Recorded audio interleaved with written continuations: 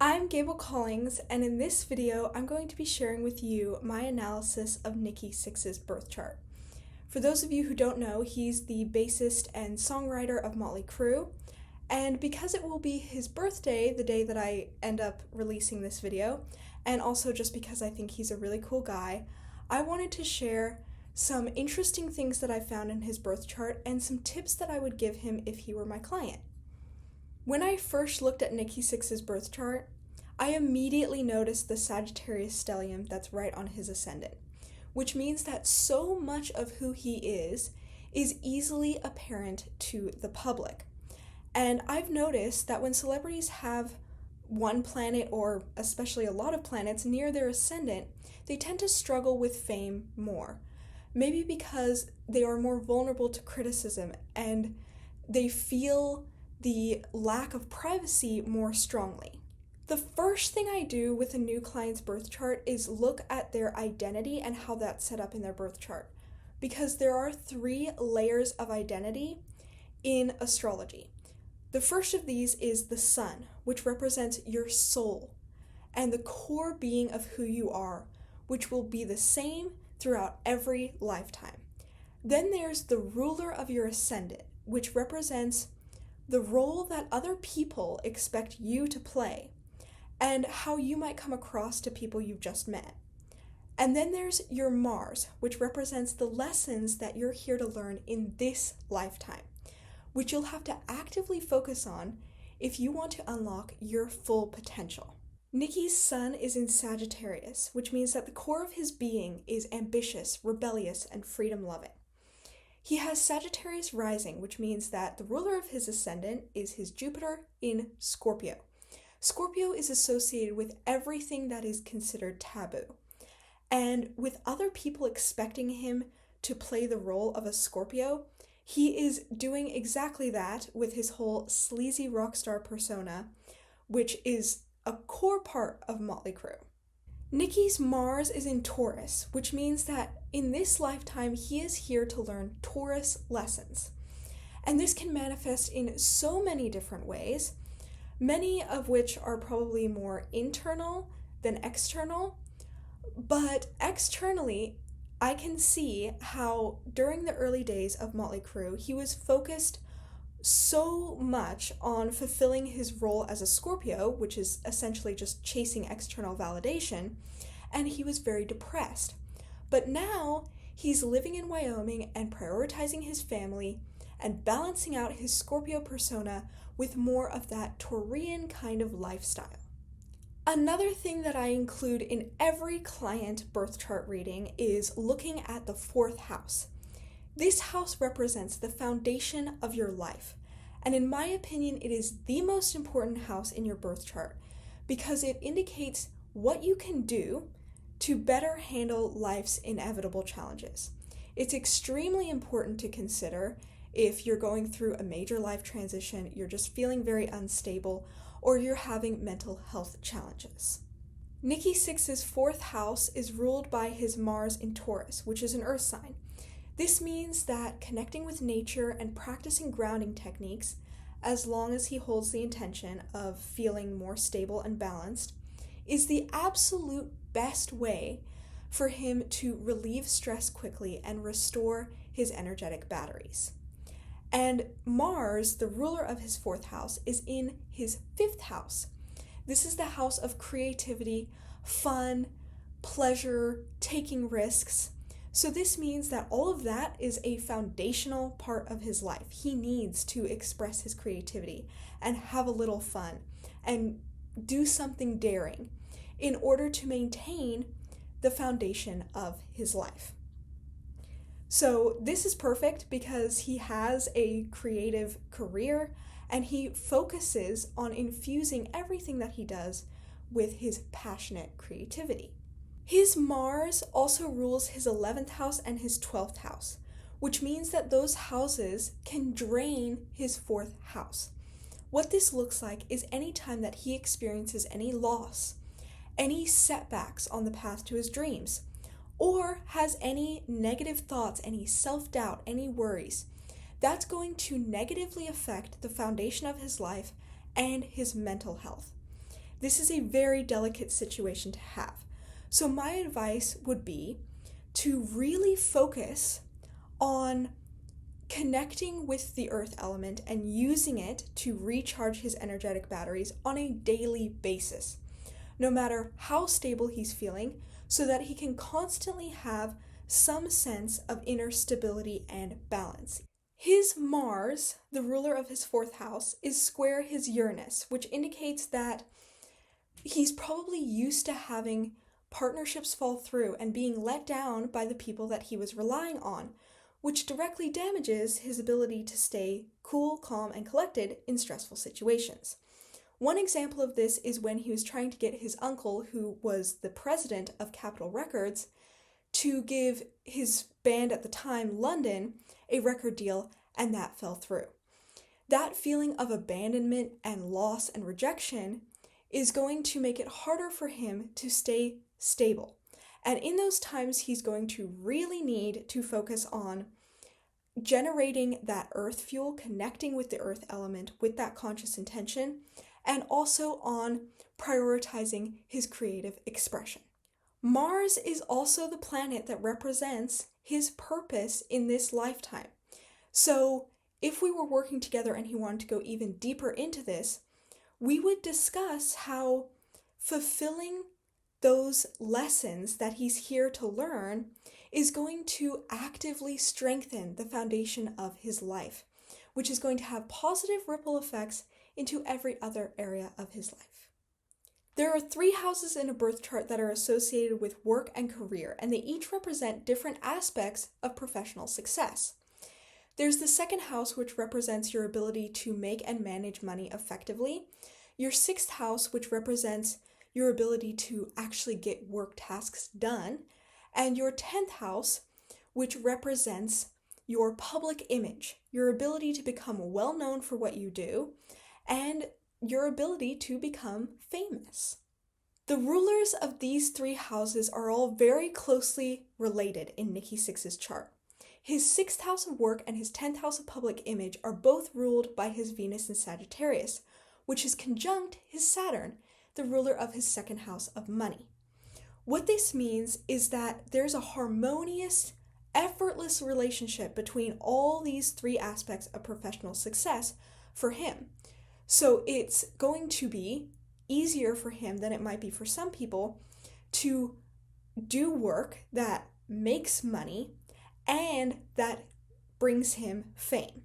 His Venus also rules his 5th house of creativity, pleasure, and fun, which means that he sees creativity, fun, risk-taking, skill building, money-making, and professional success as one and the same.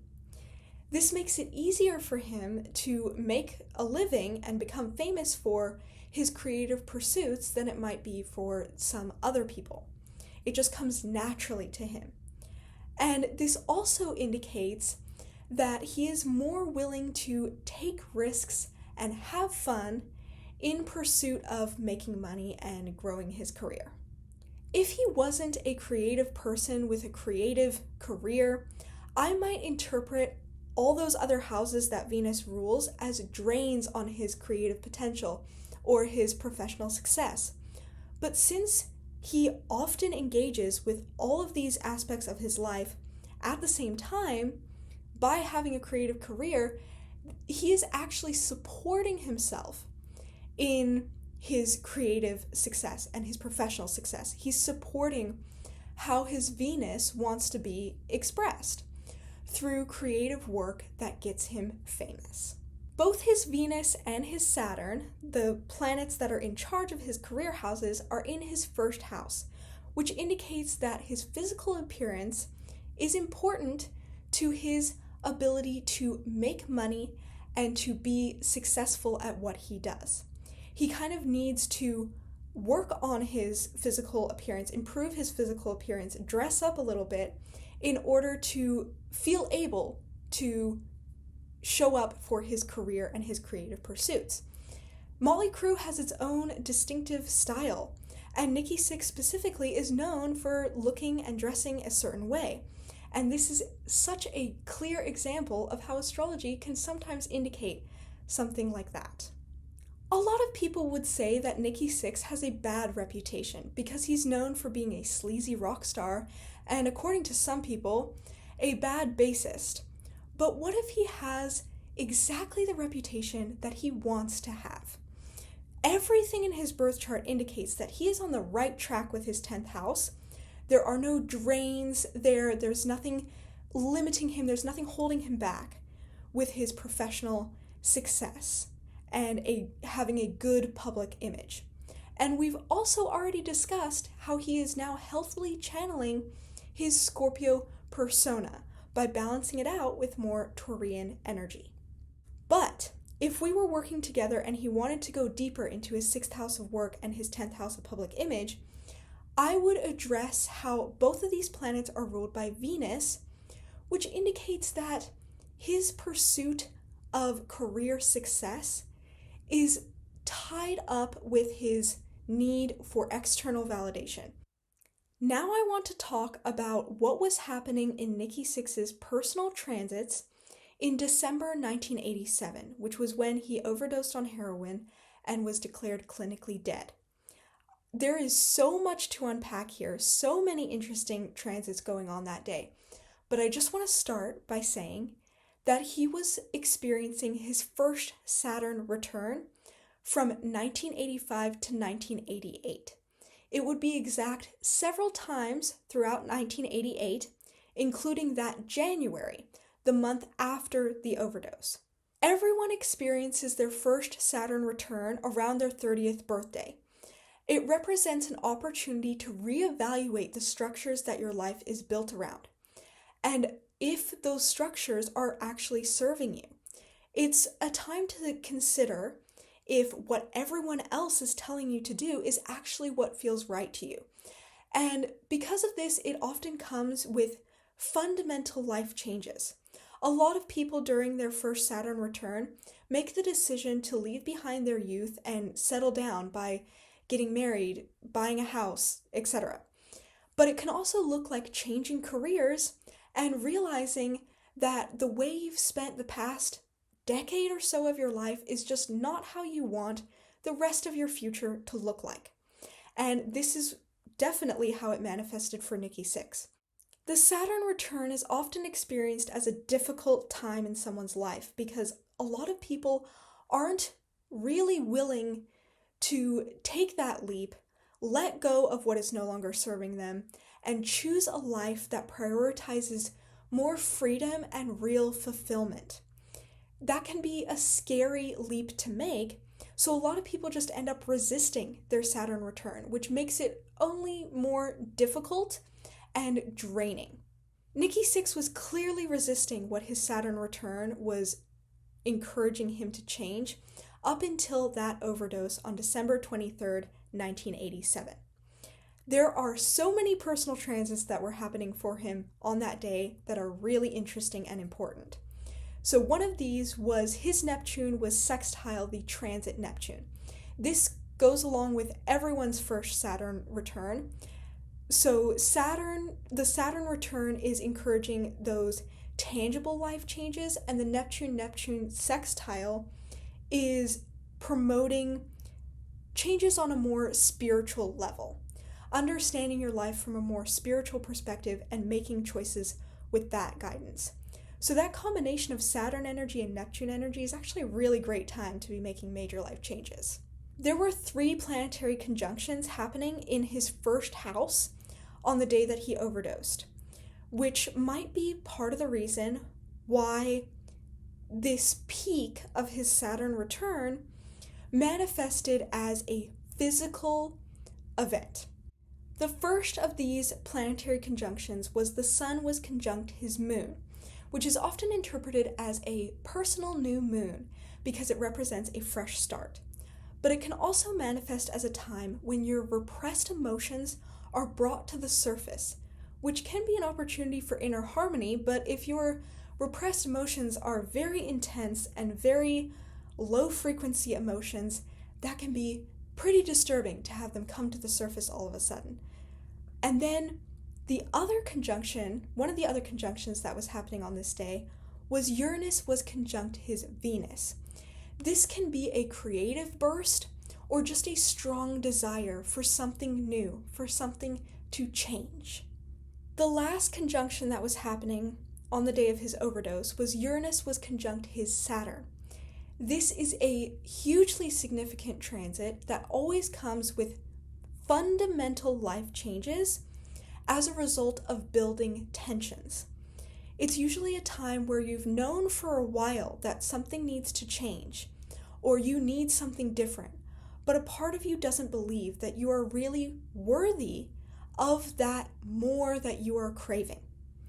And so when Uranus becomes conjunct your Saturn, something suddenly shifts in you, and you decide that it is time to go after the thing that you really want.